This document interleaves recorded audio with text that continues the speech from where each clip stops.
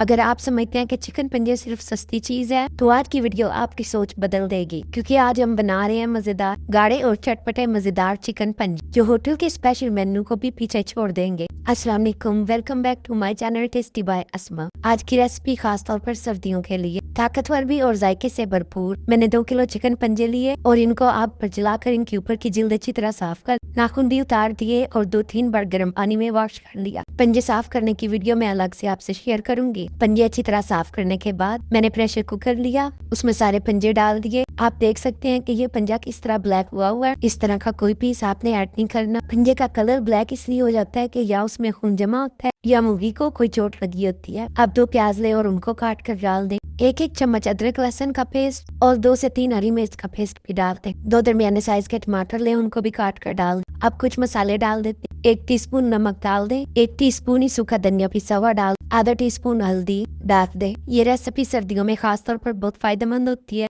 और जोड़ों के लिए भी बेहतरीन है। मैंने इसमें 1.5 गिलास पानी डाल, साथ ही इसमें 1 चम्मच घी डाल दिया। अब इन सब चीजों को एक बार मिक्स कर ले और प्रेशर कुकर का ढक्कन लगाकर 5 मिनट के लिए सीटी लगा दे। आपने 5 मिनट से ज्यादा सीटी नहीं लगानी। 5 मिनट के अंदर ये अच्छी तरह गल जाएंगे। जब तक हमारे चिकन पंजे पक रहे हैं, अगर आपने मेरी वीडियो को लाइक नहीं किया तो लाइक करें, शेयर करें और कमेंट में बताएं कि आपको मेरी ये आसान सी रेसिपी कैसी लगी। और मजीद ऐसी वीडियोस के लिए मेरे चैनल टेस्टी बाय अस्मा को सब्सक्राइब करें और बेल आइकन को दबाएं ताकि आपको मजीद ऐसी आसान वीडियोस मिलती रहे। 5 मिनट के बाद मैंने चिकन पंजे कढ़ाई में निकाल लिए और जो यखनी इसमें थी वो मैंने अलग से निकाल ली है। यखनी के लिए मैंने थोड़ा पानी ज्यादा डाला। अगर पंजे उबालते हुए मैं आधा गिलास पानी भी डाल तो पंजे हमारे अच्छी तरह गल जाने थे। मैंने 1 गिलास पानी यखनी बनाने के लिए इसमें डाला था। अब इसमें 1.5 टीस्पून सुरख मिर्च डाल दें और 2 से 3 मिनट के लिए पका लें। 2 मिनट पकाने के बाद अब इसमें 1 कप घी डाल दें। घी या ऑयल इसमें थोड़ा ज्यादा ही जाता है। घी डालने के बाद अब आपने अच्छी तरह इसकी बुनाई करनी है। तकरीबन 10 से 15 मिनट आपने अच्छी तरह इसकी बुनाई करनी। अगर आप मेरे बताए हुए तरीके से ये रेसिपी बनाएंगे तो यकीन करें ये बहुत ही मजेदार बनेगी और जो भी खाएगा वो बार बार आपसे इसकी फरमाइश करेगा। मुझे तकरीबन 10 से 12 मिनट हो गया इसको पकाते हुए। अब आप देख सकते हैं कि हमारा मसाला तैयार है और उसने घी छोड़ दिया है। इस टाइम पर जो यखनी है मैं वो इसमें ऐड कर दूंगी। यखनी डालने के बाद मुझे पानी थोड़ा कम लग रहा है, इसलिए मैं इसमें 1 से 1.5 गिलास और पानी डाल दूंगी। पानी आप अपने हिसाब से डाल सकते हैं। अगर आपको थोड़ा पतला रखना है तो आप इसमें पानी थोड़ा ज्यादा डाल दें। पानी डालकर अब आप इसको ऊपर से ढककर 8 से 10 मिनट के लिए पकाएं। पहले आपने थोड़ी आंच मीडियम रखनी है। जब बॉयल आ जाए तो आंच हल्की कर दे और 8 से 10 मिनट के लिए पकाएं। अब आप देख सकते हैं कि हमारी चिकन पंजा की रेसिपी तैयार। इस टाइम पर 1/2 टीस्पून गरम मसाला पिसा हुआ और 1/2 टीस्पून काली मिर्च डाल दें और साथ ही हरा धनिया काट कर डाल दें। अब आपकी चिकन पंजा की रेसिपी तैयार है। मेरे बताए हुए तरीके से आप भी ये रेसिपी बनाएं और सर्दी में एंजॉय करें। आपने कमेंट में मुझे जरूर बताना है कि आपको मेरी ये रेसिपी कैसी लगी और मजीद ऐसी वीडियोस के लिए मेरे चैनल टेस्टी बाय अस्मा को सब्सक्राइब करें।